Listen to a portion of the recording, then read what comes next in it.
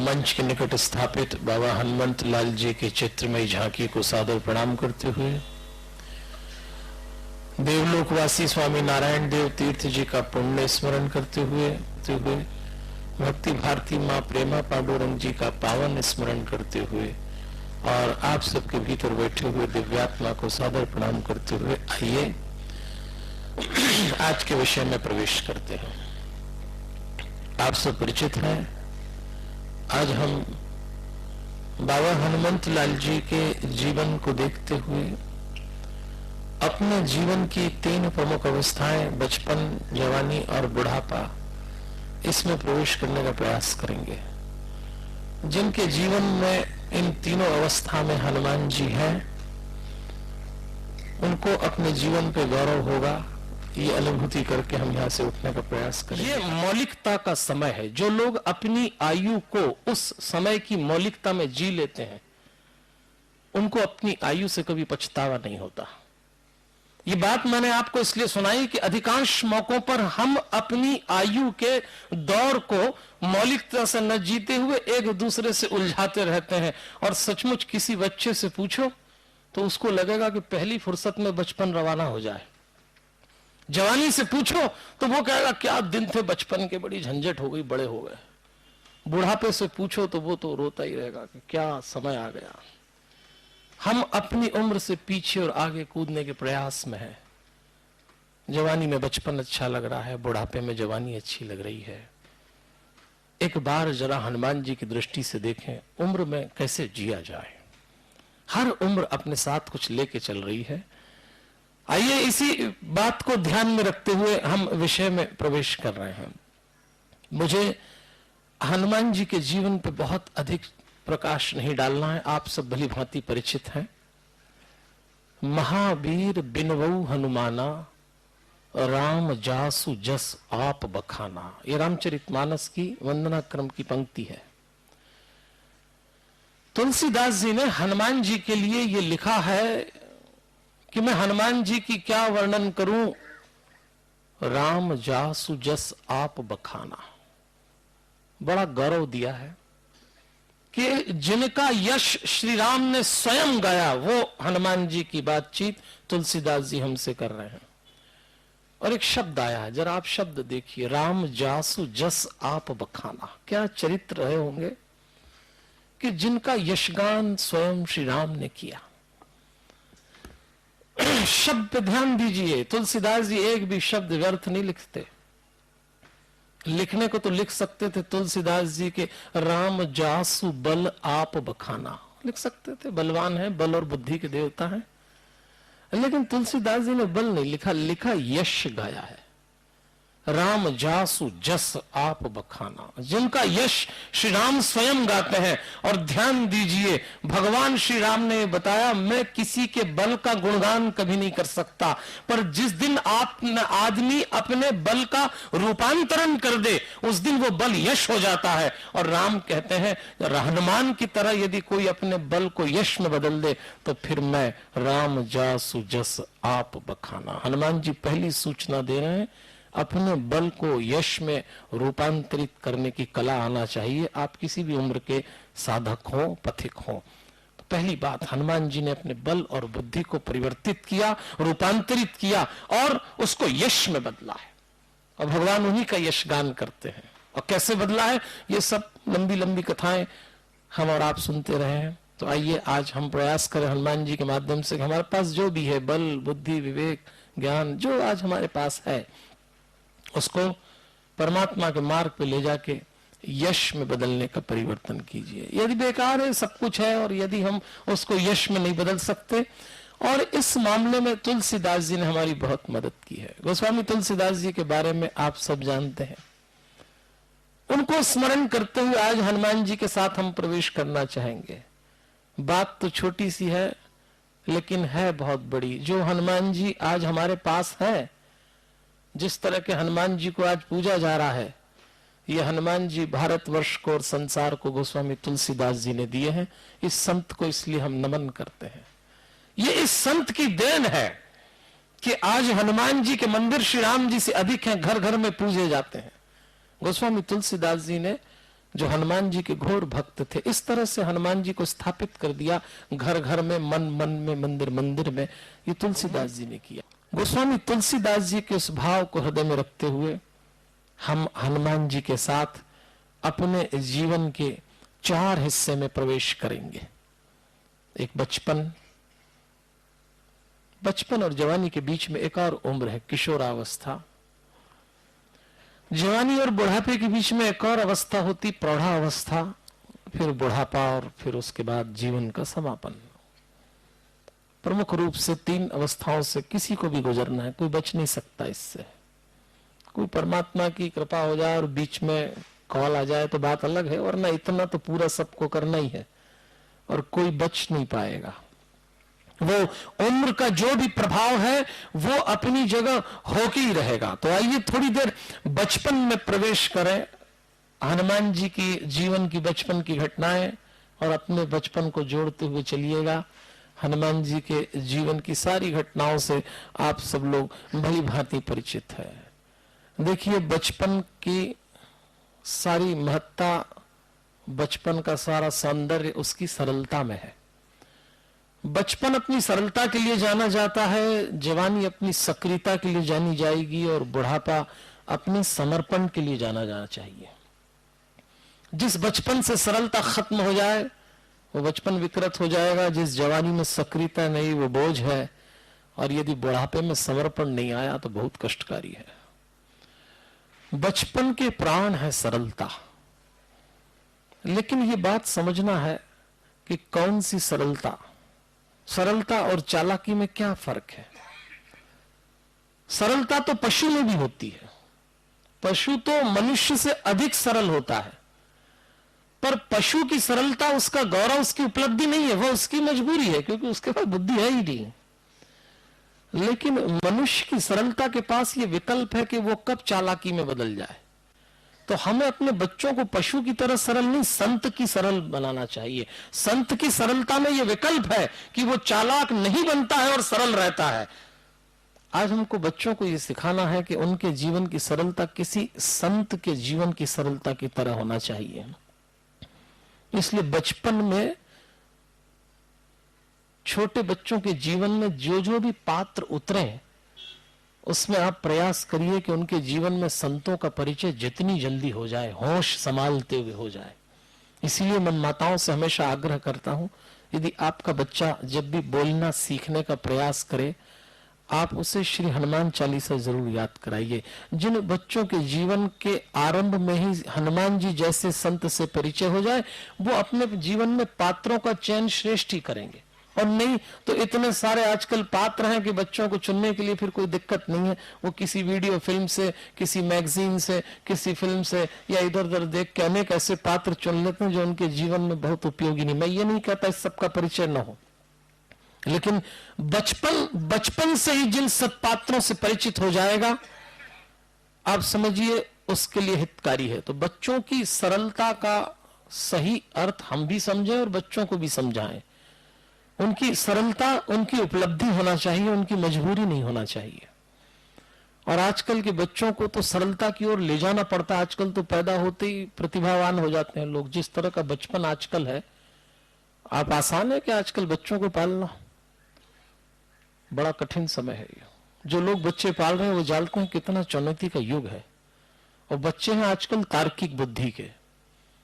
उनको समझाया जाता है कि बेटा आगे बढ़ पाओगे तो तर्क से ही बढ़ पाओगे। आपने घटना सुनी होगी, एक बच्चा शैतान था। सभी बच्चे शैतान होते हैं, जो शैतान नहीं है वो आज के युग का बच्चा ही क्या। एक दिन खेलते खेलते छोटी सी गिलहरी का एक बच्चा उखड़ के घर में पकड़ के ले आया और उससे खेलने लगा। और मां ने कहा कि ये गिलहरी का बच्चा पकड़ के ले आया और भारी उपद्रव करेगी गिलहरी और ये भी। तो मां ने सोचा कि इसको कहें कि भाई इस गिलहरी के बच्चे को बाहर छोड़ दो। अब मां को एक बात मालूम था कि डांटेंगे तो ये सुनेगा नहीं और डांटो तो वो उल्टा काम करेगा। और माँ ने कहा कि भाई आज के युग का बच्चा है, थोड़ा साइकोलॉजिकल ट्रीटमेंट दें, प्रेम से समझाएं। तो उसने अपने बच्चे से कहा, माँ ने कि देखो बेटा, तुम ये गिलेरे का बच्चा घर में लेके आ गए हो, अब इसकी माँ जो होगी उसको इसकी याद आएगी, जैसे तू कहीं जाता है तो मुझे तेरी याद आती है। इसकी माँ बड़ी परेशान होगी, एक काम कर, इसको छोड़ा। बच्चे ने गर्दन हिलाई कि हाँ बात तो ठीक है, और बच्चा बाहर चला गया। जैसे ही बच्चा बाहर गया, माँ ने अपनी पीठ थपथपाई कि देखो मैंने कितने अच्छे से समझाया, यदि डांटती तो ये भी बिगड़ जाता और काम उल्टा हो जाता। मैंने प्रेम से समझाया, मनोवैज्ञानिक रूप से, इसने कहना मान लिया। माँ बड़ी प्रसन्न हुई। थोड़ी देर बाद माँ ने देखा कि वो बच्चा आया तो हाथ में 2 गिलहरी थी। उन्होंने कहा ये क्या? बोले इसकी माँ को भी ले आया, ये आज का बच्चा है। आप इसको केवल ऐसे नहीं समझा सकते, उसके अपने तर्क है, उसका अपना सोच है। लेकिन मां अंजनी ने हनुमान जी को कैसे तैयार किया, ये हमारे सामने उदाहरण है। हनुमान जिस तरह का बचपन जी चुके थे, जितने उत्साही, जितने उपद्रवी और जितने उत्तेजित स्वभाव के हनुमान जी अपने बचपन में थे, मां अंजनी और पिता केसरी ने उनकी ऊर्जा का अद्भुत रूपांतरण किया था। हर बचपन ऐसा ही होता है और होना भी चाहिए।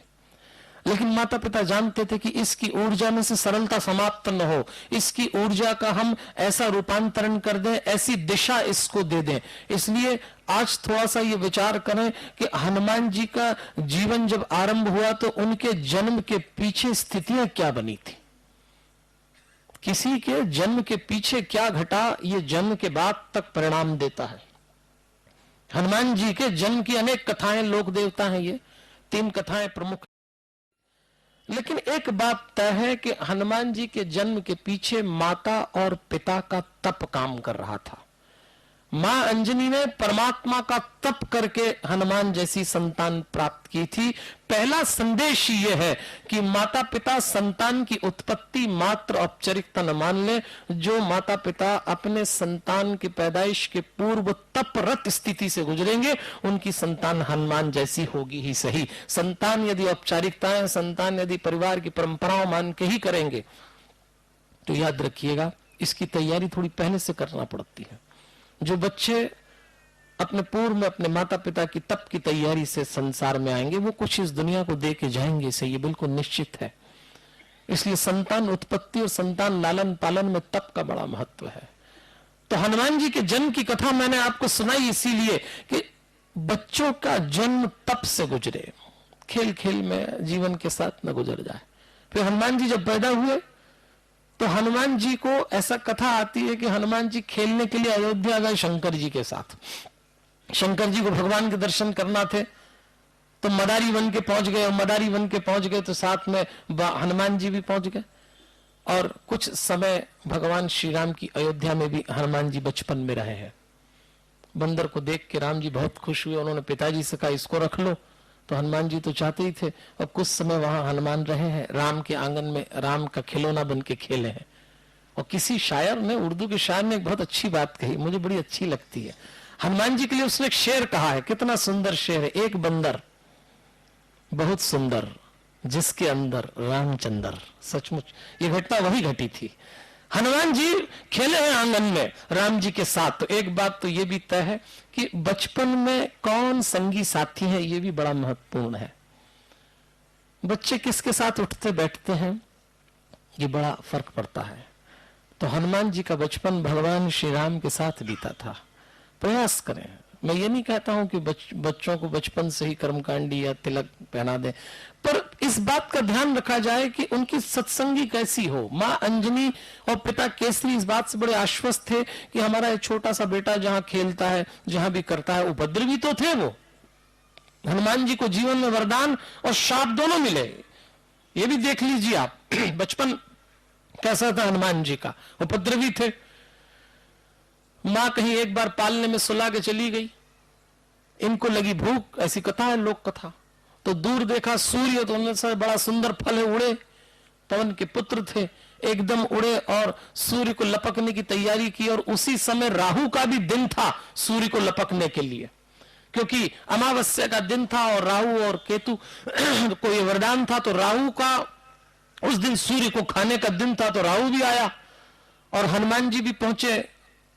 अब राहु को लगा ये कौन आ गया, और हनुमान जी सूर्य को लपकने की तैयारी में, और राहु ने बाधा पहुंचाई, क्योंकि राहु का हक था, तो हनुमान जी ने राहु की कर दी पिटाई। तो राहु पिटा हुआ इंद्र के पास गया कि आपने मुझे कहा है, परमात्मा का मुझे आशीर्वाद वरदान है, ये मेरा हक है और मेरे अधिकार पे कोई दूसरा आके बैठा है। तो इंद्र ने बोला हमने तो किसी को ये अधिकार नहीं दिया।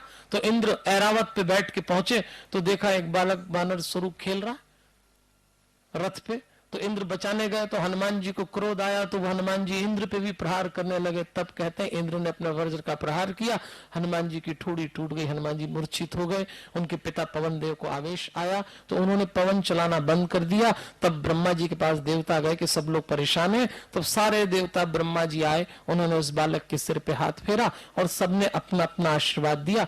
तब इंद्र ने दिया मेरे वज्र की तरह इसका वज्र का शरीर हो जाए। सब ने कहा, ब्रह्मा जी ने वरदान दिया, शंकर जी ने दिया, सबने अपना अपना वरदान दिया कि ये मां अंजनी इस बात को जानती थी, इसलिए समूचे लालन पालन में मां अंजनी ने हनुमान जी के साथ वो नियंत्रण रखा था। और इसीलिए एक बात बार बार हनुमान को बचपन से सिखाई जाती थी कि तुम्हें योगी बनना है, तुम राम के सेवक बनोगे, तुम्हारे अपने जीवन में परिवर्तन आना चाहिए। इसलिए हनुमान जी के बचपन से हनुमान जी को ध्यान सिखाया गया था, जिसको मेडिटेशन कहते हैं। ध्यान तो आज भी बच्चों के जीवन में बहुत है, पर हनुमान जी वाला ध्यान नहीं है। एक है ध्यान मेडिटेशन और एक है ध्यान अटेंशन। आज के बच्चे अटेंशन वाले ध्यान में जी रहे हैं। और याद रखिए, जिन बच्चों को ज्यादा अटेंशन दिया उनके जीवन में फिर टेंशन ही टेंशन दिया, समझ लीजिए आपने। ज्यादा ध्यान भी मत दीजिए, ये मनोवैज्ञानिक मामला है। बच्चा खेल रहा हो और अकेला हो और धड़ाम से गिर जाए, और यदि आप पीछे से चुपचाप देख रहे हैं तो आप देखिए उठेगा, इधर उधर देखेगा, हाथ पैर झाड़ेगा, खेलने लग जाएगा। और गिरा और उधर से माता पिता आते दिखे तो दहाड़े मारेगा कि हो गया सत्यानाश, क्योंकि ध्यान का खेल है सारा। ये मनोविज्ञान है। बच्चे को लगता है बस मेरे ऊपर ध्यान दिया जाए। मुझे ये हनुमान जी ने भी किया था, मां ने ध्यान नहीं दिया तो उड़ गए, सूरज को खा लिया। और बच्चों का ये मनोविज्ञान हम सब जानते हैं, इसमें नया कुछ नहीं है। आपके घर में कोई अतिथि आए, उस दिन बच्चे वो सारा काम दिखाएंगे जो यूं नहीं दिखाते होंगे। देखिए आप, कई लोग परेशान है अपने बच्चों से। उसी दिन बच्चे आके टेबल पर रखी चीज खा लेंगे, उसी दिन सौंफ बिखेर देंगे, और उनको लगता है हमारे ऊपर ध्यान नहीं दिया गया, अंदर तोड़फोड़ मचाएंगे कुछ।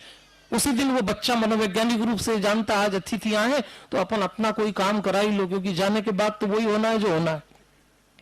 हमने कई बार देखा, घर में अतिथि आए तो बच्चे उस दिन सारा काम करा लेते हैं अपना, क्योंकि माता पिता अतिथि के सामने अपनी लज्जा बचाते हो, हाँ अभी देखते हैं, ठहरो, कर देते हैं, तब तक तो करा ही लेता है। वो जानता है इसके जाने के बाद तो होना ही है अपना सब कुछ। फिर बच्चा इस बात के लिए बड़ा सजग है। तो आप बच्चों को बचपन से ध्यान दीजिए, थोड़ा मेडिटेशन वाला। कितने लोग ऐसे हैं जो अपने बच्चे को सांस का नियंत्रण बचपन से सिखा देते हैं। मेडिटेशन का अर्थ, प्राणायाम का अर्थ ही यह है कि जब बचपन से इस शरीर को सांस के नियंत्रण की आदत हो जाए, आप मान लीजिए धुली धुलाई जवानी मिलने वाली है उसको, और नहीं तो बड़ी दूषित जवानी मिलती है। इस देह को शुद्ध रखने के लिए मां अंजनी और केसरी, वो तो थे ही पवन के देवता, तो हनुमान जी को बचपन से प्राणायाम के प्रयोग सिखाए गए। और हमें अपने बच्चों को कम से कम 5 मिनट बैठा के शांति से ध्यान लगाना सिखाइए, क्योंकि बालपन उपद्रवी होता है।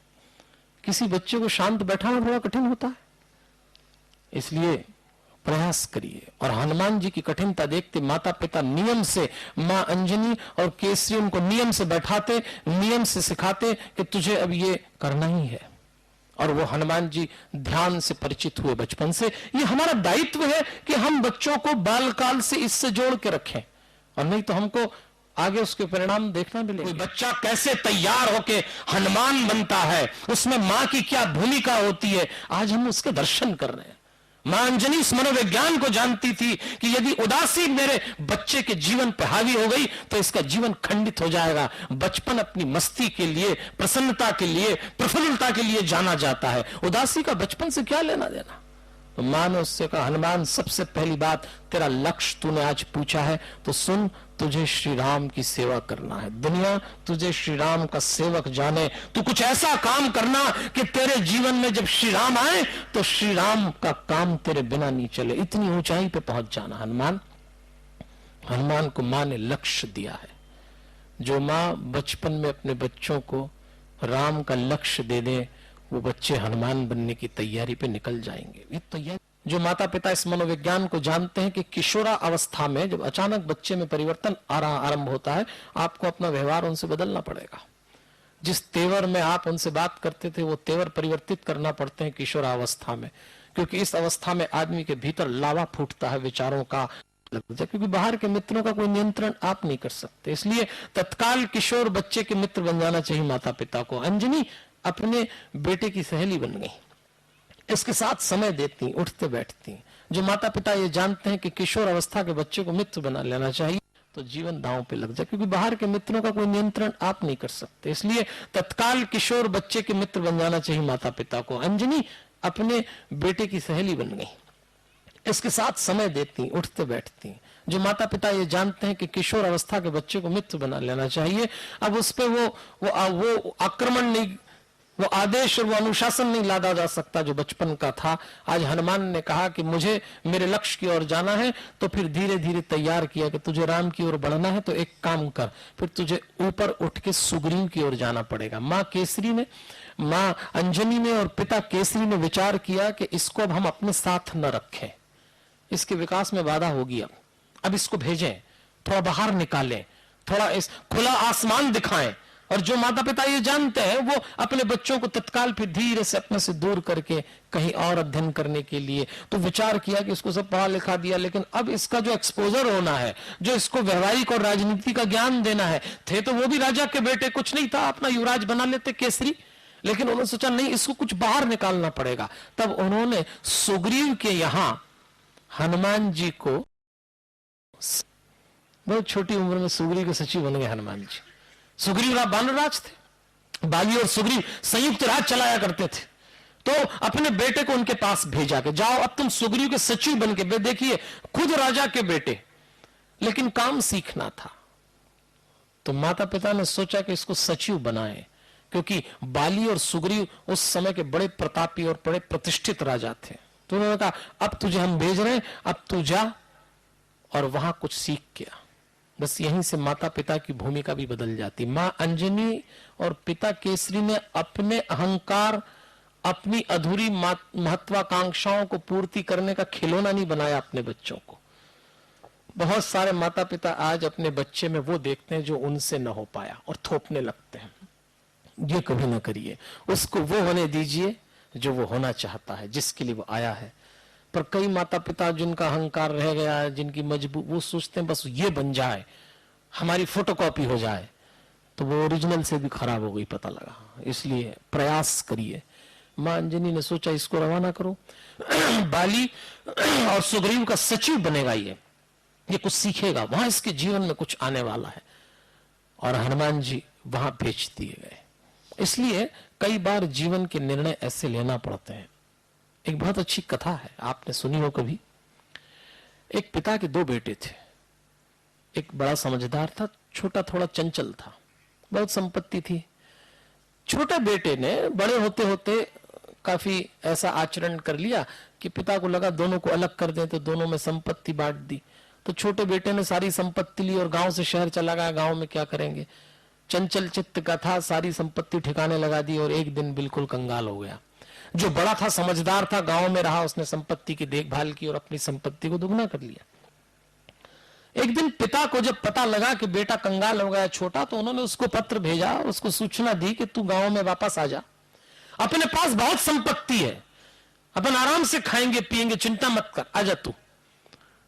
उसको भी लगा कि अब सब कुछ रहा तो ही नहीं, गांव में ही चलता है। जब वो कहा कि मैं आ रहा हूं, तो पिता ने बहुत स्वागत की तैयारी करी, द्वार बनाए, रोशनी की गई, कालीन बिछाए गए, हार फूल लगाए गए, बैंड बाजे लाए गए। अब आ रहा है छोटा बेटा। ये सूचना जाके बड़े बेटे को दी गई कि आपके पिता आपके साथ अन्याय कर रहे हैं, उसने सारी संपत्ति ठिकाने लगा दी, सब छोड़ के चला गया। अब पिता ने बुला लिया और इतने सम्मान से बुलाया, और आप सब कुछ माता पिता की सेवा कर रहे हैं और आपको कुछ भी नहीं।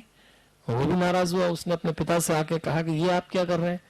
तो पिता ने बड़ा सुंदर उत्तर दिया। पिता ने कहा देखो बेटा, ऐसा है, तू खेती किसानी करता है, तू धंधा करता है, तू जानता है, जब तू कभी भेड़ चराने जाता हो भेड़ भी थी उनके यहाँ। तो तूने देखा होगा तेरे पास सैकड़ों भेड़ रहती, पर एक भेड़ रास्ता भटक जाए तो तू उस एक को ढूंढने बहुत दूर तक जाता है। जब वो मिल जाती तो उसको कंधे पे रख के लेके आता है। जो है उनको कंधे पे नहीं रखता, जो भटक गई थी उसको कंधे पे रख के लाता है और उसको बचा लेता है। वो भटक गया था, आज लौट के आया है, तो मुझे उसको कंधे पे रख के उसको स्वागत करना है। तू तो मेरे पास है। बस मां अंजनी को लगा कि इसको अब राम का कंधे पे पहुंचाना बहुत जरूरी है। और माता पिता जानते हैं संतानें ऐसी पाली जाती, इतना भेदभाव नहीं कर सकते। सबकी अपनी वृत्ति होती, कोई इधर भटक जाता है, लेकिन सबको मिला के चलना है। और हनुमान जी सुग्रीव के सचिव बना दिए गए। तो मैंने आपसे जो आग्रह किया कि हमारा पहला जीवन है बचपन और किशोरावस्था। हनुमान जी मां अंजनी की स्मृति से हमने सुना कैसे हमें इसको बचा, क्योंकि बचपन वो मूल है। मैंने इसीलिए बहुत अधिक समय आपसे बचपन पे बात कर ली, क्योंकि नींव यदि मजबूत है तो ऊपर फिर कोई ज्यादा झंझट होना नहीं है। बचपन को संभालना बहुत जरूरी है। और बचपन संभला, जवानी में प्रवेश कर गया, और अब जवानी नाम ही संघर्ष का है। जवानी आरंभ होती है तो सबसे पहले जवान हृदय को यह बात बताई जाए, उसका मूल स्वभाव है लड़ना, वो उसके बिना रह ही नहीं सकता वो। तो उसको सबसे पहली चीज की जाए कि लड़ना है, ज्वालामुखी लावा फोड़ना है, तो असत्य के विरुद्ध लड़ो, अशुभ के विरुद्ध लड़ो। वो लड़ेगा तो सही हो। यदि आपने उससे असत्य से लड़ना नहीं सिखाया तो वो सत्य से लड़ने लग जाएगा, कुछ न कुछ उल्टा जरूर करेगा। इसलिए जवानी को तत्काल उसका काम दिया। हनुमान जी को कहां पहुंचाना है श्री राम जानते थे। अभी बहुत ऊंचाई देना है अपने सेवक के रूप में, तो तैयारी करिए। देखिए आप कैसी, ऊंचे जाने के कितने तरीके हो सकते हैं। ऊंचे उठना, यदि हम इस घटना को केवल शरीर से लें, जरा ध्यान से सुनिएगा, बड़ी मनोवैज्ञानिक घटना है। यदि आप कभी ऊंचा उठना चाहें तो आपके पास क्या विकल्प है। आप शरीर को ऊंचा उठाना चाहें तो आदमी पंजे पे खड़ा हो जाता। आप पंजे पे खड़े हो जाइए, एड़ी पे खड़े होकर ऊंचे नहीं हो सकते। आप पंजे पे खड़े होकर ऊंचे होते हैं। आप पंजे पे खड़े होकर ऊंचे खड़े हो जाएंगे, 5 मिनट खड़े रहिए तो कांपने लगेंगे, फिर एकदम नीचे आ जाएंगे। जो व्यक्तित्व पंजे पे खड़े होकर ऊंचे उठे, उनके भीतर कंपन शुरू हो जाता है। यह अध्यात्म कहता है, ध्यान से सुनिएगा। अपने व्यक्तित्व को पंजे से ऊपर मत करिए। तो पुरुष हमेशा पंजे से ऊपर हुआ। और आपको ध्यान होगा विदेशों में घटना घटी, स्त्री पुरुष समान हो, स्त्री पुरुष से आगे जाए। यह आंदोलन पहले कहां से आरंभ हुआ? विदेशों से, पश्चिम से। तो पश्चिम में उसने देखा ये पंजे से खड़ा हुआ तो स्त्रियां एड़ी से ऊंची हो गई। तो ऊंची एड़ी की चप्पल पश्चिम में पहनी जाती, बाद में भारत में आई। भारत में पहले नहीं पहनी जाती। ये स्त्रियों का मनोविज्ञान था कि पुरुष से ऊंचा कैसे उठे। तो एक काम करो, एड़ी को उठा लो। तो वो पंजे पे खड़ा था तो कांपने लग गया, ये एड़ी पे ऊंची खड़ी हो गई तो चल नहीं पाई, और दोनों का जीवन ठिकाने लग गया। ये बिल्कुल सच है, ध्यान रखिएगा। स्त्री और पुरुष के मुकाबले ऐसे नहीं हो सकते। अध्यात्म कुछ और कह रहा है, भारत की परंपरा कुछ और है। आप देखिएगा, भारत कहता है कि पंजों पे चलोगे तो भी आगे नहीं जा सकते, एड़ी को ऊंचा करोगे तो भी आगे नहीं जा सकते। भारत में आगे बढ़ने के लिए समतल व्यवस्था की, और इसीलिए भारत में खड़ाऊ का जन्म हुआ। साधु संत खड़ाऊ जो पहनते वो कहती समतल से भी ऊंचे उठ सकते हैं, इसीलिए संतों को कितना ऊपर पाते हैं। ये खड़ाऊ की व्यवस्था का अर्थ है थोड़ा अध्यात्म में टिकिए, थोड़ा अपने भीतर उतरिए। जो अपने भीतर की स्त्री अपने भीतर के पुरुष से सामंजस्य कर लेगा, उसके भीतर के आंदोलन, भीतर की प्रतिस्पर्धा, बाहर की प्रतिस्पर्धा को संभाल लेगी। इसलिए कहा है खड़ाऊ का तो रामचरितमानस में कितना बड़ा प्रसंग है। भगवान ने खड़ाऊ देके भरत को संदेश ये दिया था कि ये राज सत्ता का, ये प्रगति का, और ये मेरे फल का परिणाम है। खड़ाऊ में बड़ी जान है। ये भारत ने कहा कि न हम पंजों पे ऊंचा उठाते हैं और न हम एड़ी से ऊंचा, हम खड़ाऊ से, समतल से ही आपको बहुत ऊंचा उठा देंगे। भगवान ने ये परंपरा दी थी। तो आज भगवान श्री राम हनुमान जी को वैसा ऊंचा उठाना चाहते थे जो खड़ाऊ से उठा है। और भगवान आज हनुमान जी के भीतर का योगीश्वर जाग रहा है। हनुमान जी योगी थे ना। आपने जब सुना होगा किष्किंधा कांड में समुद्र लांग के कौन जाए, तो सारे बानर थक गए, सबको टेंशन हो गया कि कोई ने कहा जाऊंगा तो लौट के नहीं आऊंगा। असाइनमेंट मिला था ना सीता जी को खोजने का। आजकल तो असाइनमेंट मिलते ही क्या शुरू होता है? स्ट्रेस की आजकल बड़ी प्रॉब्लम है। मतलब जवान हृदय तनाव में बहुत जल्दी आ जाता है। इतनी जल्दी टेंशन, स्ट्रेस में डूबा हुआ आदमी, सब लोग स्ट्रेस में थे। सारे बानर परेशान। अंगद तो रोने लगा कि वो तो अगर नहीं मिली तो सुग्रीव मुझे मार ही डालेगा, इतना टेंशन आ गया। हनुमान जी चुपचाप बैठे और जामवंत ने देखा उनको, तो जामवंत उनसे कहा, कही रीछपति सुनु हनुमाना, का चुप साथ रहूं बलवाना। अरे हनुमान जी आप चुप क्यों हैं? इस पंक्ति में हनुमान जी के चरित्र का नया रूप आया है। का चुप साध रहूं बलवाना, चुप क्यों हो, मौन क्यों हो? और ये हनुमान जी का ध्यान चित्त था, चरित्र था उनका। हनुमान जी बड़े प्राणायाम योग के जानकार थे। हनुमान जी ध्यान में रहने लग गए थे। वो जो ऋषि मुनियों ने उनको शाप दिया था उसका अर्थ ये कि अब तुम अपने अंतर्मन में डूब जाओ, थोड़ा भीतर चले जाओ। और हनुमान जी भीतर गए तो फिर बाहर ही नहीं निकलते। तो ऋषपति जामवंत ने कहा कि का चुप साध रहूं बल, इतनी चुप्पी इतना मौन अच्छा नहीं, बाहर निकलो हनुमान। बाहर आने का अवसर आया और यहीं से फिर हनुमान जी बाहर निकले और एकदम हनुमान जी सुनते भयों पर्वताकारा, एकदम बड़े हो गए। देखिए प्राणायाम इसलिए बहुत आवश्यक है। मैं सबसे कहता हूं 15 से 20 मिनट युवाओं को प्राणायाम जरूर करना चाहिए। माताओं को, जो लोग व्यस्त हैं उनको 15 मिनट का समय निकालिए। आप अपने व्यक्तित्व में परिवर्तन पाएंगे, आपकी सांसों का नियंत्रण हो जाएगा, आप अपने भीतर परमात्मा की अनुभूति करेंगे। प्राणायाम आपको वो गति, वो दिशा देगा। इसलिए हनुमान जी तो प्राणायाम में डूब गए थे और हनुमान जी प्राणायाम में ऐसे डूबे कि उनको बाहर निकाला। तो जो लोग प्राणायाम से अर्थ ही है कि आप अपने भीतर उतरेंगे, प्राणायाम के माध्यम से, ध्यान के माध्यम से आप अपने दाम्पत्य को पहचान जाएंगे।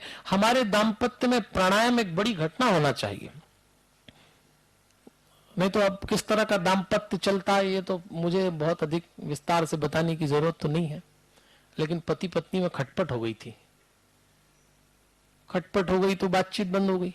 ये सबसे पहला काम शुरू हो जाता है। अब बातचीत बंद हो गई तो उस दिन जो पतिदेव थे वो भी कुछ सख्त हो गए, तो वो 2-3 दिन में शुरू कर देते बातचीत, पर उनने हफ्ता भर निकाल दिया। पत्नी को चिंता हुई कि इस बार मामला कुछ लंबा ही खिंच गया। तो एक दिन वो बैठ के अखबार पढ़ रहे थे, तो उसने उनको कहा, मनाया, सुनो जी जो हो गया सो हो गया, चलो बात गई। पति ने भी सोचा कि चलो बातचीत शुरू कर रही है, तो उसने अखबार समेटा। उन्होंने कहा क्या बात है? तो उन्होंने कहा आप यहां सोफे पे बैठे हैं, मैं नीचे बैठी हूं, जो हो गया सो हो गया। अब आप बताइए, आप सोफे पे बैठे हैं, मैं नीचे बैठी हूं, अब आप मेरे जीवन साथी हैं, तो मैं नीचे बैठ के अब झगड़ा समाप्त करते, अब आप क्या करेंगे? तो पति ने सोचा चलो अब इतना लाड़ से बोल रही, तो उन्होंने कहा मैं भी तेरे साथ नीचे बैठ जाऊंगा। अब बोले बैठ जाओ, बैठ गए। अब नीचे बैठ गया तो पत्नी ने सोचा आए पकड़ में ये तो अब तो और थोड़ा आगे बढ़ जाओ। तो उसने कहा क्यों जी, अभी अपन नीचे बैठे हैं, मैं 2 सीढ़ी और नीचे बैठ जाऊं तो फिर आप क्या करोगे?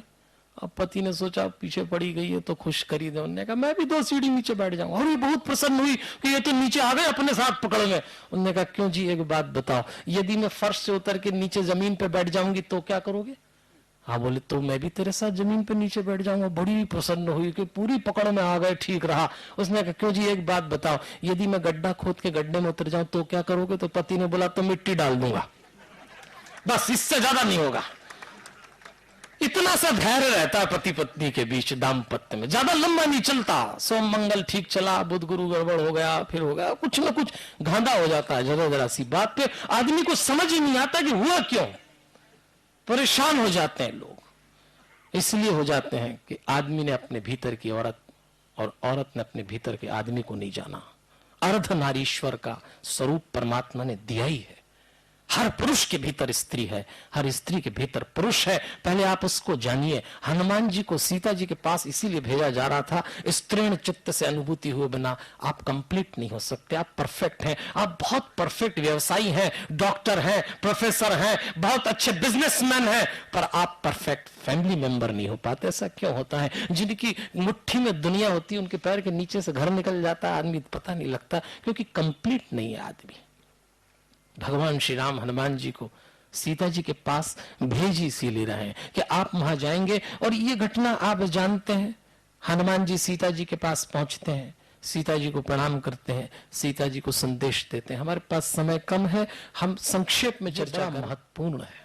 भगवान श्री राम ने पति पत्नी के संबंधों का साक्षी हनुमान जैसे ब्रह्मचारी को इसीलिए बना के हमें संकेत दिया कि हमारे दाम्पत्य के साक्षी यदि हनुमान होंगे तो आप मान के चलिए कभी विरह, कभी विपरीत, कभी प्रतिकूल नहीं होगा, ये दाम्पत्य यूं ही आनंद हो जाएगा। रोती हुई सीता जी को समझा रहे, सुनो जननी धरी धीर, धीर रखिए माँ, आएंगे, क्यों उदास हो रही हैं।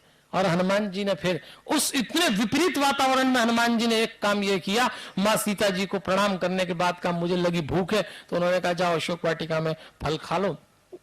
हनुमान जी चल दिए फल खाने के लिए, और हनुमान जी ने फल खेल खेल में खाए हैं।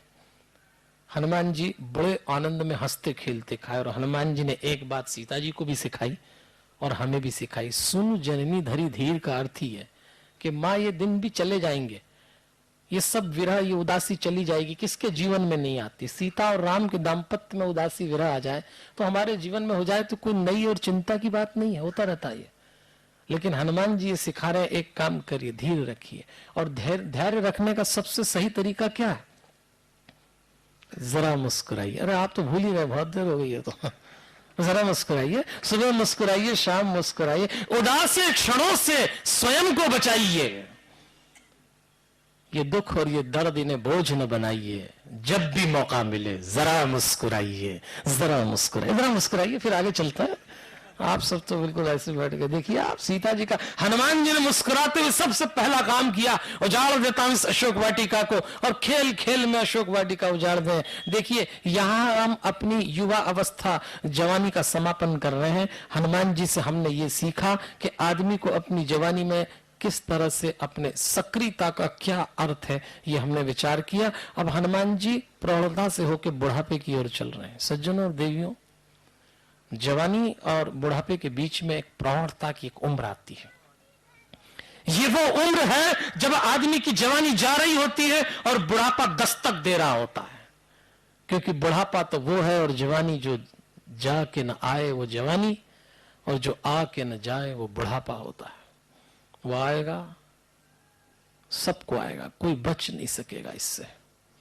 लेकिन उसके बीच में घटना घटती, प्रौढ़ा अवस्था, छोटी सी अवस्था है।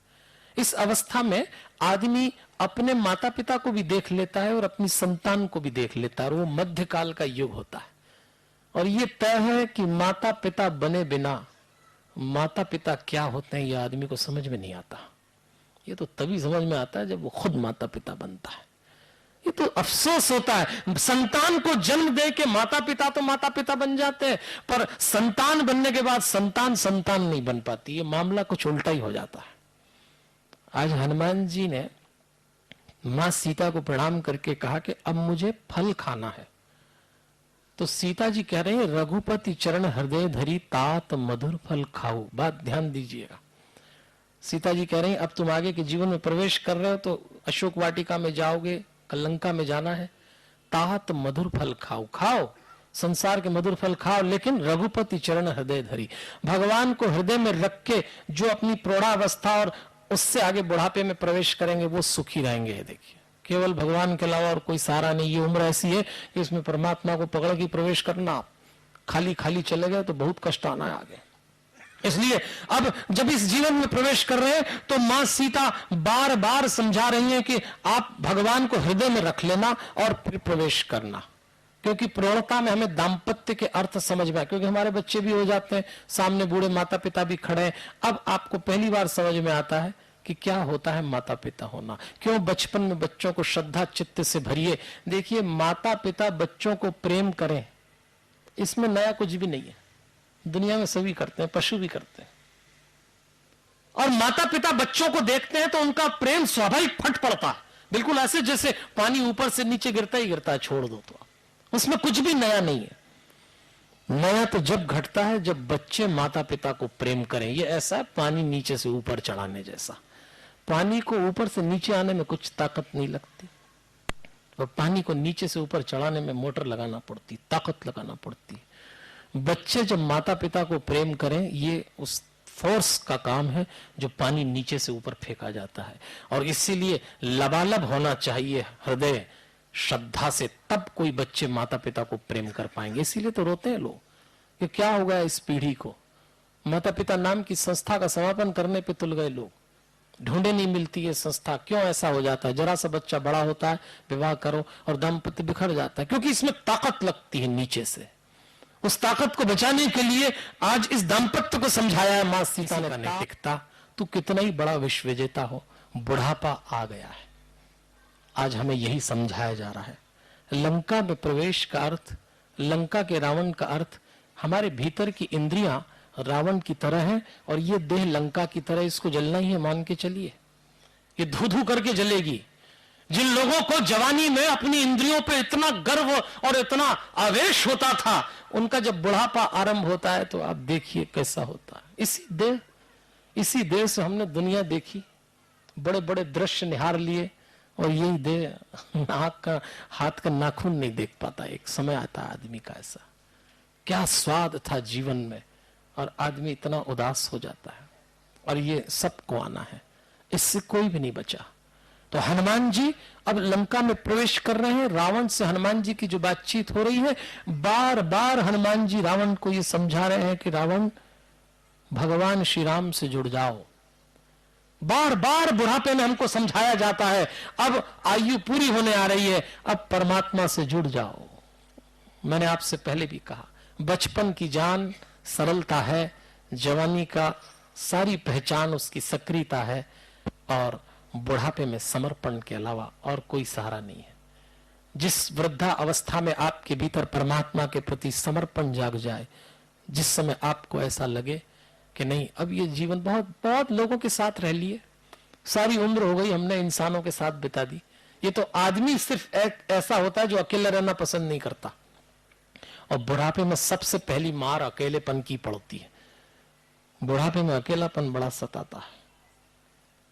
कभी भगवान न करे पर किसी बूढ़े दाम्पत्य में से किसी एक जीवन साथी का निधन हो जाए तो दूसरे को तो नर्क लगता है जीवन का, कैसे काटेंगे, क्योंकि आदमी सारे जीवन दूसरों के साथ जीने का आदी हो जाता है। बुढ़ापे में अपने अकेलेपन को साधिए और अकेलेपन को एकांत में बदलने की कला सीख लीजिए, क्योंकि अकेलापन आदमी दूसरे से भरता है और एकांत आदमी परमात्मा से भरता है। तो जहां हम अकेले हुए, हम दूसरे के साथ, दूसरों को क्लब चले गए, कहीं मंदिर चले गए, लेकिन थोड़ा सा एकांत बनाइए, थोड़ा अंदर डूबिए, थोड़ा परमात्मा से जोड़िए। एकांत में आदमी का अहंकार गल जाता है, एकांत में वो सारे झूठ विसर्जित हो जाते हैं जो हमने समाज से पूरे जीवन भर इकट्ठे किए। इसलिए बुढ़ापे में एकांत को साधिए। प्राणायाम तो बुढ़ापे की जान है। मैं तो कहता हूं, जो बूढ़े लोग लगातार प्राणायाम करेंगे वो अपने भीतर उतरना सीख जाएंगे। वो जो अज्ञात भय इस आयु में अचानक भविष्य के प्रति आ जाता है, उससे आप मुक्त हो जाएंगे। इसलिए अब जब लंका में प्रवेश कर रहे हैं, लंका को हनुमान जी जला रहे हैं, बार बार हनुमान जी हमसे यही कह रहे हैं, हमको यही समझा रहे हैं कि देखो ये लंका की तरह ये देह एक दिन ऐसे ही चली जाएगी। बड़े बड़े विश्व विजेताएं जिन्होंने दुनिया जीत ली अपनी जवानी में, बुढ़ापे में लाचार हो जाते हैं। आंधियों की तरह जब जो लोग चलते थे वो छप्पर की तरह उड़ते हुए नजर आते हैं बुढ़ापे में। आदमी का बुढ़ापा ऐसा होता है। इसलिए हनुमान जी ने लंका जला के सबसे बड़ा संकेत ये दिया कि मैंने लंका जला के ये बताया है, इस देह को एक दिन धू धू करके ये सारी इंद्रियां समाप्त हो जाएंगी, किस बात का गर्व कर रहे हो। लेकिन वो कहते हैं एक विभीषण कर ग्रह नाही। जब लंका जलाई तो विभीषण का घर छोड़ दिया। किसी ने पूछा, हनुमान जी ने आपने इसका घर क्यों छोड़ दिया? बोले इसके घर में सत्संग घटा है, इसमें जो आदमी रहता है उसके पास परमात्मा तक जाने की ललक बची हुई है। ये विभीषण तैयारी में है, तो जो लोग अपने बुढ़ापे में भगवान की ओर चल रहे, इसलिए हनुमान जी बार बार रावण को ये समझा रहे हैं। और रावण हनुमान जी से बड़ी अपमानजनक भाषा में बात कर रहा है, तो भी हनुमान जी हर उसके हाथ जोड़ के बोल रहे हैं। हनुमान जी को बड़े प्रेम से समझाते हैं। और हनुमान जी की पूंछ पे जब आग लगाई तो ऐसा कहते हैं हनुमान जी तब भी एक ही काम करते रहे, और वो ये बोले, देख रावण, मैंने तेरी लंका उजाड़ी, तेरे बेटे को मार डाला। हनुमान जी ने पहला काम ये किया कि रावण के बेटे अक्षय कुमार को मार डाला, और ये सूचना दी कि अपने प्रियजन की मृत्यु होने पर आदमी को कैसा लगता है, इसकी ट्रेनिंग भी बुढ़ापे में ले ही लेना चाहिए। बूढ़े आदमी को दूसरों की मृत्यु देख के बड़ा भय होने लगता है, बड़ा विचलन होने लगता है। आज हनुमान जी बता रहे हैं कि मैंने तेरे बेटे को मार डाला, जवान बेटा, अब तू देख। सिखा रहे हैं कि दुनिया में ऐसा विपरीत होता है, अपने परिजन की मृत्यु होने पे किस तरह का धैर्य रखा जाए। नहीं रखा तो तू भुगत। और वो लंका जला दी उन्होंने, और लंका जलाई जब उनकी पूंछ में आग लगाई जा रही थी तो सब लोग सोच रहे थे और जलाएं, कुछ कुछ किया सबने, किसी ने लात मारी, पर हनुमान जी एक ही काम करते रहे। वो बोले इस बुढ़ापे से, इस लंका के जलने पे जब ये धू धू करके जले तो एक ही काम आपको आनंद दे सकता है। नींबू की चढ़ी कभी कटाकटारी, कूदे फांदे सब किया और सबसे बड़ा काम किया। ऐसा कहते हैं हनुमान जी मुस्कुराते रहे। मैं आपसे भी निवेदन करता हूं, बुढ़ापे में एक काम करिए और कुछ न कर पाए, जरा मुस्कुराइए। बुढ़ापे में मुस्कुराहट भी गायब हो जाती है। बूढ़े आदमी से पूछो भैया आप मुस्कुरा रहे, क्या मुस्कुरा रहे, तो 2 मिनट में तो घुटना दुखता है, 5 मिनट में माथा दुखता है, कभी कुछ होता है तो आदमी की मुस्कुराहट ही गायब। शरीर से मुस्कुराने का क्या लेना देना, जो शरीर से मुस्कुराए उनका कुछ नहीं होगा। आप तो भीतर रखिए तो फिर बाहर अपने आप, और देखिए जिस क्षण आप मुस्कुराएंगे आपका दर्द कम हो जाएगा। नहीं तो आदमी का मन तो ऐसा है कि बात बात पे डराता है। कभी आपने किसी को इंजेक्शन लगाते हुए देखा हो? जो लोग इंजेक्शन की सुई से बहुत डरते हैं, जब आदमी को ले जाओ इंजेक्शन लगाने और वो जो डॉक्टर या जो कंपाउंडर इंजेक्शन भरता है तो कई लोग तभी सी करने लगते हैं, अभी तो कुछ हुआ ही नहीं है। इतना डरता है आदमी, इतनी देर से प्रेम है उसको, इतना से चुभन महसूस नहीं कर सकता। और बुढ़ापे में तो तीर के तीर चलेंगे। इसलिए एक काम करिए, जरा मुस्कुराइए। हाँ आप ही से कह रहा हूं। अरे आप तो भूल गए, फिर से आगे बढ़ रहे हैं हम बुढ़ापे में। देखिए लंका जला के सबसे बड़ा संकेत दिया। इस देह को जाने, इस देह को पहचानने के लिए प्राणायाम का माध्यम लीजिए। हनुमान जी लंका जला के नीचे उतर रहे हैं, सारी लंका में त्राही त्राही मच गई और हनुमान जी ने एक संकेत और दिया है। और हनुमान जी जब लौटे तो लौटने के बाद मंदोदरी ने रावण को समझाया। अब और समझ लीजिए, बुढ़ापे में कितने अवसर भगवान हमको देते हैं कि आप बूढ़े हो गए हैं, इंद्रियां शिथिल हो गई हैं, अब परमात्मा की ओर चल दो। हनुमान जी समझा गए, समझ में नहीं आया। 4 बार ऐसा कहते हैं राम कथा में, मंदोदरी ने रावण को समझाया 4 बार, लेकिन रावण को समझ में नहीं आया। तो हमारा बुढ़ापा ऐसा ना हो। परमात्मा विभिन्न विभिन्न रूप में समझा। मंदोदरी से इसलिए समझाया कि पति और पत्नी एक दूसरे से बुढ़ापे में आते आते क्या व्यवहार करें, ये इन प्रसंगों में बताया है। हनुमान जी को देख के और सुन के मंदोदरी जाग गई और मंदोदरी ने वही बात जो हनुमान जी कह गए रावण को समझाई। तो बुढ़ापे में पति पत्नी एक दूसरे का मानसिक सहारा बने, विचारों का सहारा बने। यदि आपको लगता है किसी एक का आचरण थोड़ा गड़बड़ा रहा है तो दूसरा उसको संभाले। पति पत्नी के संबंध बुढ़ापे में एक अलग दृष्टि में हो जाते हैं। ये बड़ा, वैसे ये संबंध बड़ा दिव्य दाम्पत्य जो युवा अवस्था से चला और बुढ़ापे तक आया, इस अवसर तक आते आते सारे संबंध एक नया ही रूप ले लेते हैं। कभी आप स्त्री पुरुष के मनोविज्ञान को बुढ़ापे से जोड़ के देखिए। मंदोदरी ने जो बात रावण को समझाई थी और उसके उत्तर में रावण ने जो समूची स्त्री जाति का अपमान किया, आप रामचरितमानस पढ़िए, हंसा और उसने कहा तुम लोगों का तो स्वभाव ही डरना है, और स्त्रियों को पता नहीं क्या क्या बोला। भगवान तब ऊपर बैठ के हंसे, अरे तू बुढ़ापे में आ गया और तब भी स्त्री का सम्मान नहीं कर रहा। फिर वहीं से बात आई, बुढ़ापे तक आते आते तो स्त्रीण चित्त को जीवित कर लीजिए, उसके बिना जीवन में परमात्मा नहीं उतरेगा। तो बुढ़ापे में पति पत्नी की बातचीत, पति पत्नी के रिश्ते, पति पत्नी की समझ एक बिल्कुल अलग आयाम ले लेती है। हमारे यहां ऐसा कहा है, एक संत किसी घर में गए, शादी हो रही थी वहां, तो नई नवेली दुल्हन ने उनको प्रणाम किया संत जी को। तो संत जी ने उनको आशीर्वाद दिया। बड़ा विचित्र है पर बड़ा है सोचने वाला। संत जी ने आशीर्वाद देके उससे कहा कि तुझे 10 पुत्र हो और तेरा पति बाद में जाके तेरा 11वां पुत्र बन जाए। सबको बड़ा आश्चर्य हुआ कि ये संत जी ने कैसा आशीर्वाद दिया। पर संत ने बात बड़ी पते की कही। जिस दिन पत्नी बुढ़ापे में जाते जाते अपने पति की मां की भूमिका में आ जाती है, उस दिन बुढ़ापा सज जाता है। आपने घटना सुनी होगी, गांधी जी जब लंका गए तो उनका एक कार्यक्रम हो रहा था। उस कार्यक्रम में कोई परिचय देने वाला खड़ा हुआ, तो उसने परिचय में, अब गांधी जी की पत्नी को सब कस्तूरबा जी को बा बोलते थे और गांधी जी भी उनको बा बोलते, तो बा बोलते होंगे तो उसने सोचा ये बा इनकी बा होगी, तो उसने परिचय दिया कि गांधी जी तो आए हैं, इनके साथ इनकी मां भी आई है बा, और उसने परिचय दे दिया और गांधी जी मंच पे बैठ गए जब तक। और गांधी जी का व्याख्यान शुरू, किसी ने कहा संशोधन कर, वो उनकी मां नहीं उनकी पत्नी है। पर तब तक तो गांधी जी ने बोलना शुरू किया और गांधी जी ने पहली पंक्ति ये बोली, किसी भाई ने भूल से मेरी पत्नी को मेरी माँ बता दिया, लेकिन सच तो ये है कि उन्होंने जो भूल की वो बिल्कुल सच है। पिछले 10 साल से हुआ मेरी माँ हो गई है। इस रिश्ते को गरिमा से समझिए। आप ये ना समझिए पत्नी मां होना कोई हास प्रयास का विषय है। स्त्री के भीतर की ममता इतनी लबालब भरा जाती है कि उसके भीतर का जो फिर आकर्षण होता है देह का वो समाप्त हो जाता है और वहां से सिर्फ ममता ही ममता बरसती है। फिर वो चाहे पति हो चाहे बेटा हो, वो उस ममता से ही समझ सकता है। ये रिश्ता भगवान ने बनाया है।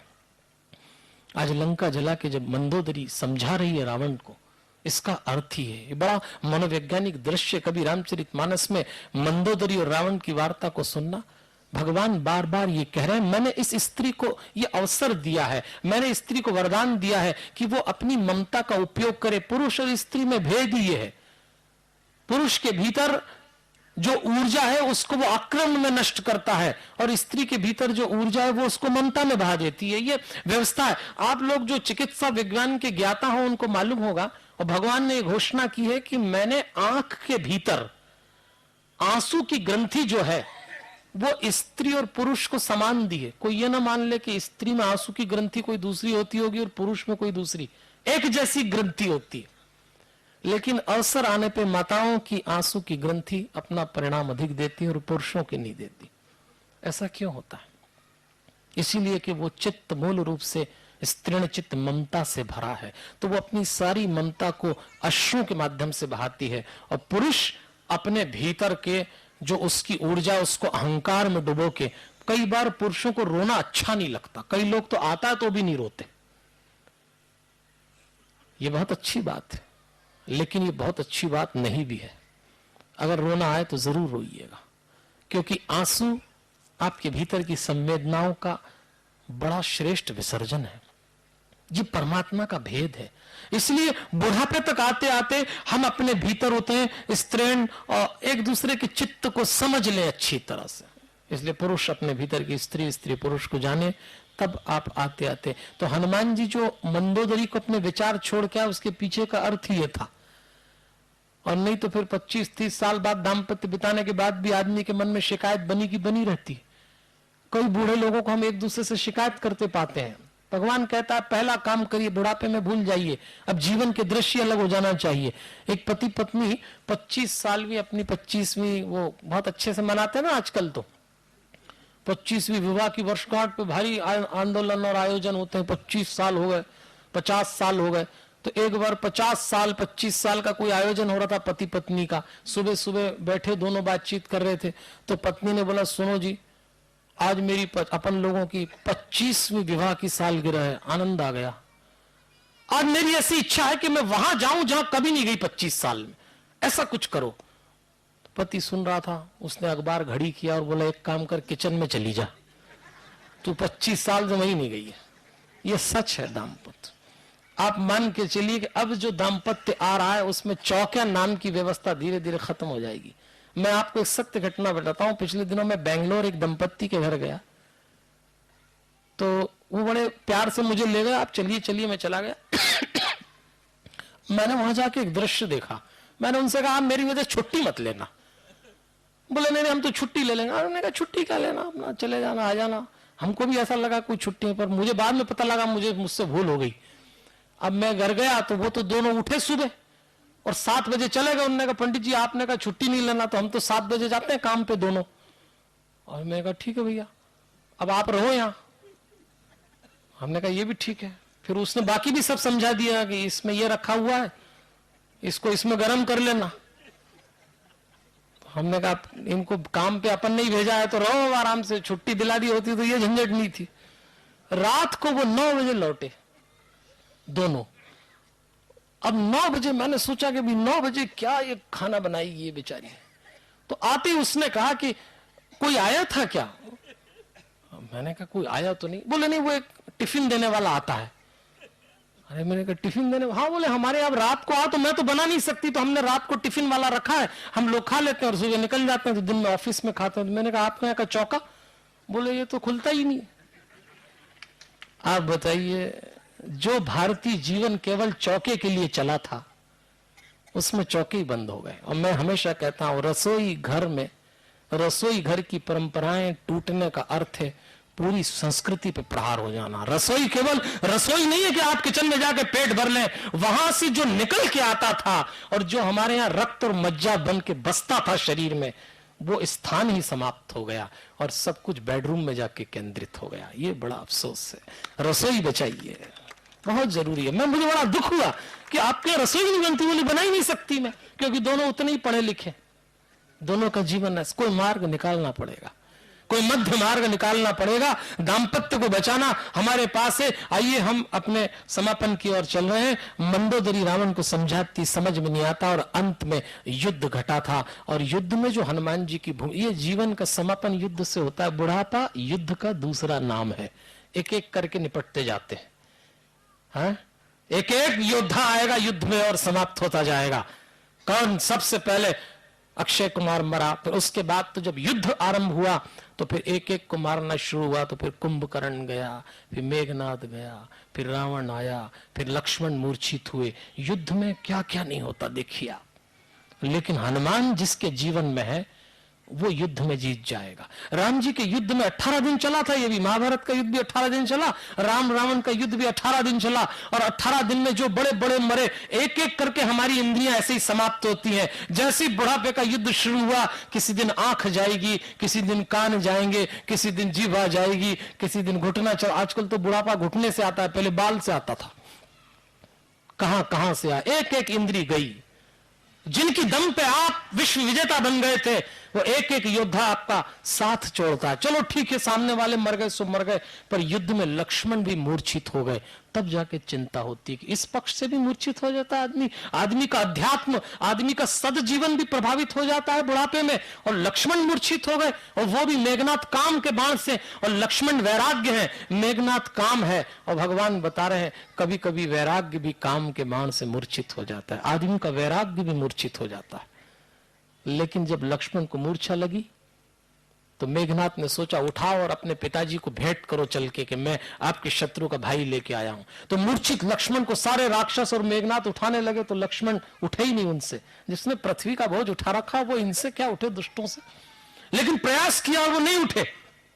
उधर से हनुमान जी ने देखा, कूदते हुए आए। और हनुमान जी को युद्ध में देख के सबसे पहला काम राक्षस यही करते थे, उल्टे भागते थे। सबके सब भागे कि ये आया। और जैसे हनुमान जी आए और हनुमान जी ने लक्ष्मण जी को गोद में लिया और भगवान के पास लाके छोड़ दिया। जीवन का वैराग्य कभी मूर्छित हो जाए तो सिर्फ हनुमान है जो उसको उठा सकेंगे। इसलिए अपने बुढ़ापे में हनुमान जी को बचाए रखिएगा। हनुमान जी बुढ़ापे में ये काम करेंगे, हमारी इंद्रियों को सुरक्षित करेंगे। हनुमान जी ने सिर्फ इतना ही नहीं किया, औषधि लेके भी आए थे। हनुमान जी का औषधि लेके आना बड़ी प्रतीकात्मक घटना है। इसको सामान्य घटना मत मान लीजिए। हनुमान जी ने औषधि लाई, भरत जी से मिले, राम जी को औषधि दी और लक्ष्मण जी की मूर्छा दूर की। ये सबसे बड़ी घटना है। देखिए, हनुमान जी इसीलिए सबसे बड़े सेवक माने गए हैं। औषधि लाके लक्ष्मण जी की मूर्छा दूर करने का अर्थ है, जीवन में जब कभी किसी की सेवा करने का मौका आए, किसी के प्राण बचाने का, किसी के जीवन को सुरक्षित रखने का, कभी पीछे मत हटिएगा। जिनके जीवन में हनुमान है वो अपने माता पिता की सेवा करना जानते हैं। आज हमारा जीवन ऐसा हो गया कि माता पिता को ये भय लगता है कि पता नहीं हमारे बुढ़ापे में हमारी संतानें हमको संभाल पाएंगी कि नहीं। अब तो आदमी इतना डरता है कि जिस दिन मेरी मृत्यु होगी सूचना तो मैं सबको भेज दूंगा, देखें पहले कौन आता है। इतना भी समय नहीं है कि कोई आके कंधा, इतना भय आदमी को लगता है।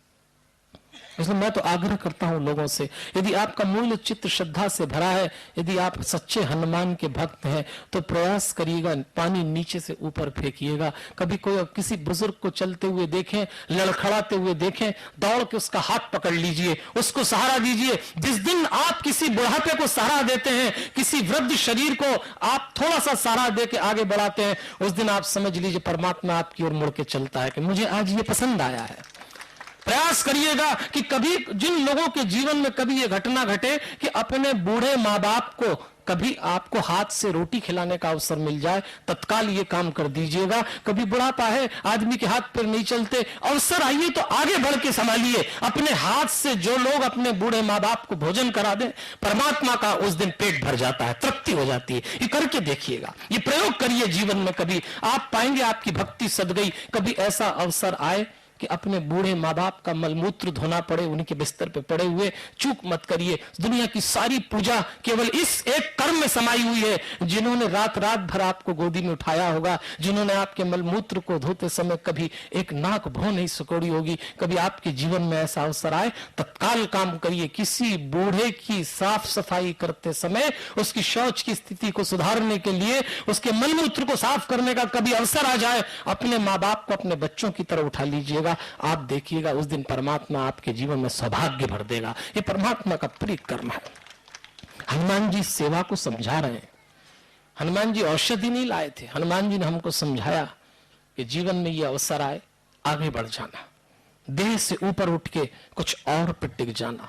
इसलिए बार बार हनुमान जी ये कहते हैं, लंका के युद्ध में जितनी भी घटनाएं घटी, कभी विस्तार से आप विचार करिएगा, सारी घटनाएं हमारे जीवन के समापन की घटनाएं हैं। इसलिए जब विभीषण ने भगवान को ये देखा कि अब सब मर गए हैं और आज रावण युद्ध करने पे आया, एक बड़ी प्यारी घटना घटती है रामचरितमानस में।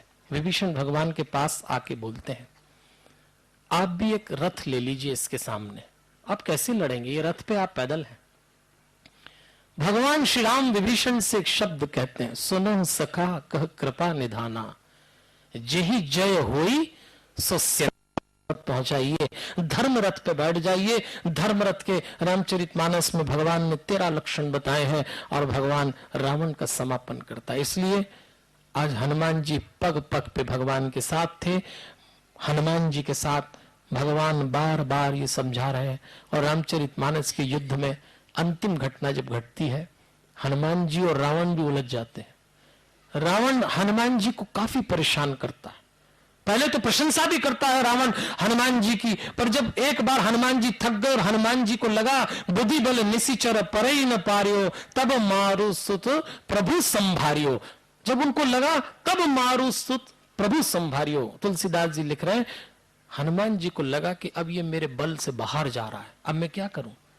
तब मारुत सुत प्रभु संभारे, तब उन्होंने भगवान का नाम लिया और भगवान ने हनुमान जी को ताकत दी और हनुमान जी ने रावण को पराजित किया उस युद्ध में उस समय। इसलिए हनुमान जी अंतिम संदेश ये दे रहे हैं, जीवन के संघर्ष में आपके पास कितना ही बल हो, नाम हो, दाम हो, ज्ञान हो, पद हो, प्रतिष्ठा हो, धन हो, दौलत हो, वैभव हो, संपत्ति हो, पर आप युद्ध नहीं जीत पाएंगे रावण से। केवल आपको एक ही काम करना पड़ेगा और वो है तब मारुत सुत प्रभु संभारियो। भगवान का नाम जरूर लीजिए। भगवान का नाम यदि आपके साथ है, आपके चित्त में परमात्मा है, तो आप जीवन की कोई भी लड़ाई हो, चाहे वो बचपन का युद्ध हो, चाहे वो जवानी का संघर्ष हो, चाहे बुढ़ापे का अंतिम युद्ध आप लड़ें, आप निश्चित रूप से विजयी होंगे। बार बार हनुमान जी के चरित्र से हमको ये सूचना मिल रही है, हमको ये सीख मिल रही है। तो आइए हम अपनी बात को समापन करने जा रहे हैं। भगवान श्री राम ने अंतिम युद्ध के बाद भी हनुमान जी का जो उपयोग किया, वो बड़ा प्यारा उपयोग किया। अंतिम उनको सूचनाएं 2 लोगों को देना थी, सीता जी को और भरत जी को, और दोनों के पास दूत बनाया हनुमान जी को। हम लोग ऐसा काम करें कि हम परमात्मा के दूत बन के इस जीवन को पूर्णता दें, यही हमारी सबसे बड़ी उपलब्धि होगी। आज हनुमान जी के साथ हमने अपने जीवन के 3 प्रमुख पड़ाव से गुजर के देखा। आइए मैं अपनी बात समाप्त करूं। इस ठीक 7:15 बजे से मैंने बोलना शुरू किया था और 8:45 बजने में मेरी घड़ी में 5 मिनट का समय है। 5 मिनट का समय मैं आपसे और चाह रहा हूं। 5 मिनट बाद हम अपनी बात को विश्राम देंगे। आइए हम हनुमान जी को याद करते हुए अपने जीवन की इस स्थिति को जीने का प्रयास करें। कहीं ऐसा न हो कि हम अपने जीवन में अपने भी जीवन का और दूसरों का भी दुरुपयोग करते हुए जीवन पूरा करें। विचार करिए कि हम क्या दे रहे हैं अपने माता पिता को, अपने बच्चों को, अपने समाज को और स्वयं को। एक बहुत ही प्यारी कथा है, आपने सुनी होगी कभी। एक पेड़ था, बड़ा पेड़ था। पेड़ तो हमेशा दूसरों को देते हैं, वो पेड़ भी इसी विचार में रहता किसी को कुछ दूं मैं। उस पेड़ के आसपास एक बच्चा खेलने आया करता था। पेड़ की और बच्चे की दोस्ती हो गई। देखिए कैसी सुंदर कथा है ये। तो बच्चे और पेड़ में बातचीत शुरू हो गई। जब प्रेम हो जाता है तो भाषा फिर कोई दूसरी हो, कैसी भी हो, समझ में आने लगती है। पेड़ ने उस बच्चे से कहा, तू मेरे पास आता है, तू खेलता, मुझे बहुत अच्छा लगता है। बच्चे ने कहा खेलता तो हूं, लेकिन तुम्हारी डगालें तो बहुत ऊपर है, मुझे दिक्कत पड़ती है। तो पेड़ नीचे झुक गया, उसने अपनी डालियां नीचे कर दी, कहा कि तू खेल। वो बच्चा खूब खेलता रहा, पेड़ को बड़ा अच्छा लगता था। वो बच्चा चला जाता, पेड़ उदास हो जाता। रात को कुछ समय ऐसा हुआ कि बच्चा नहीं आया।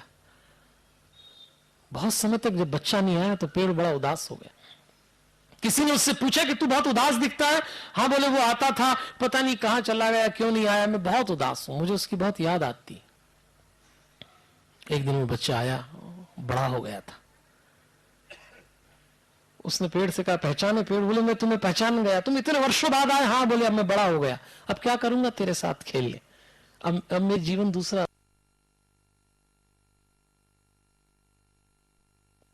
पेड़ ने बोला क्या हो गया तेरा जीवन?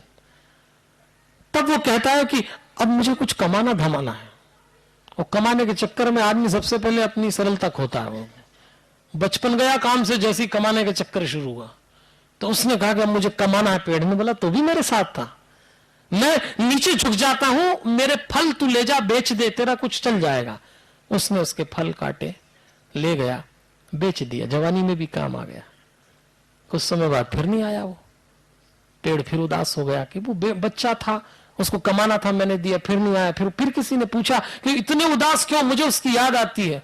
कुछ समय बाद वो आया, उसने कहा अरे तुम तो और प्रौढ़ हो गए। हाँ, तो आए क्यों नहीं? अब क्या करूं, इतनी झंझट शुरू हो गई, कमाई धमाई तो ठीक है, पर अब एक मकान बनाना है, बहुत जरूरी, परिवार बढ़ गया, और अब मकान बनाने के लिए कमाई धमाई भी ज्यादा करना है, तो आजकल उसमें उलझा रहता हूं। पेड़ ने बोला इतनी सी बात है, मैं तो बहुत बड़ा हूं, सुन मेरी लकड़ी ले जा, काट ले मुझको, तेरे मकान में काम आ जाएगी। उसने पेड़ काट दिया, एक ठूट रह गया। पेड़ ने कहा तेरे काम आ गया, तुझसे मैंने प्रेम किया था, मुझे बहुत अच्छा लगा, तू ले जा इसको। वो ले गया, उसका मकान बन गया। कोई 5-10 साल फिर बीत गए, वो नहीं आया। वो ठूठ खड़ा खड़ा सोचता रहा, वो पेड़ उजड़ा हुआ कि आया नहीं, बहुत दिन हो गए, मुझे याद आती है उसकी। कुछ साल बाद जब वो फिर आया तो उसने कहा अरे तुम कहां चले गए थे?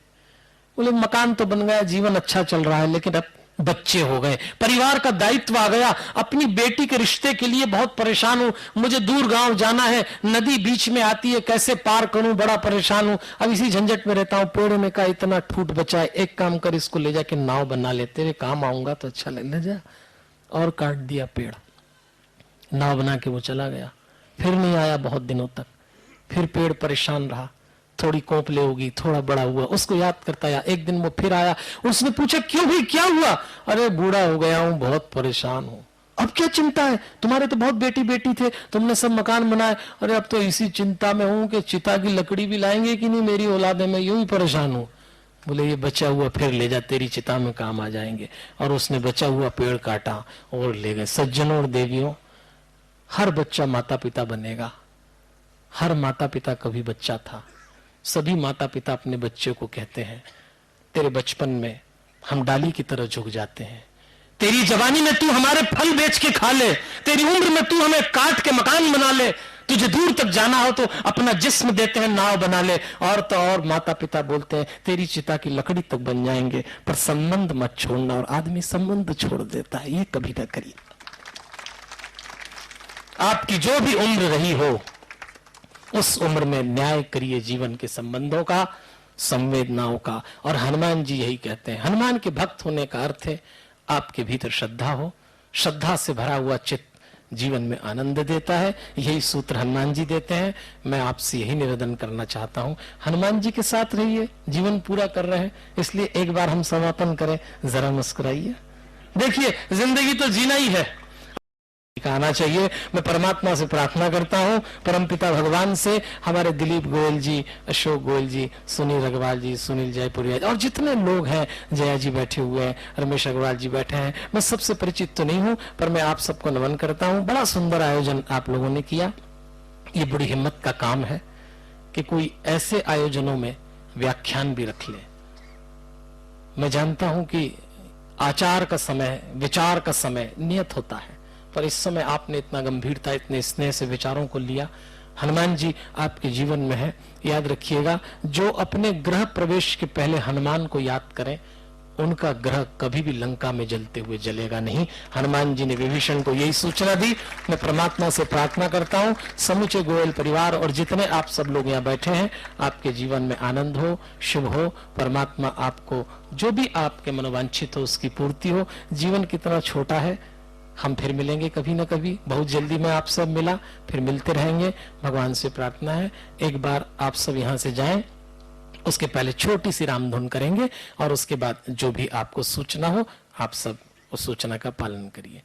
श्री राम जय राम जय जय राम।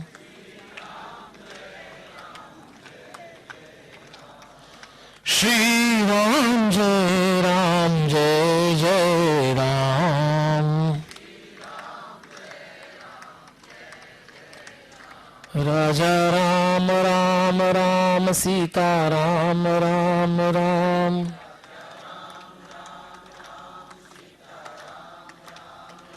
राजा राम राम राम सीता राम राम राम। हरिओम। मैं पुनः आपसे निवेदन करूंगा 4 अप्रैल 2009 को 1.25 करोड़ लोग इस देश में इकट्ठे होंगे हर स्थान पे और श्री हनुमान चालीसा का पाठ करेंगे। एक कार्यक्रम हम यहाँ आयोजित कर रहे हैं आपके नगर में, आपके प्रांत। 4 अप्रैल 2009 श्री रामनवमी के दिन श्री दिलीप गोयल जी उसके प्रमुख बनाए गए हैं। उनके साथ सुनील अग्रवाल जी हैं, सुनील जवालपुरिया जी हैं, अशोक गोयल जी हैं, बहुत सारे लोग हमारे अन्य मारवाड़ी संस्था के लोग बैठे हुए हैं। सुनील जी, सब लोग मिलकर इस कार्यक्रम को करेंगे। आपको सारी सूचना दी जाएगी।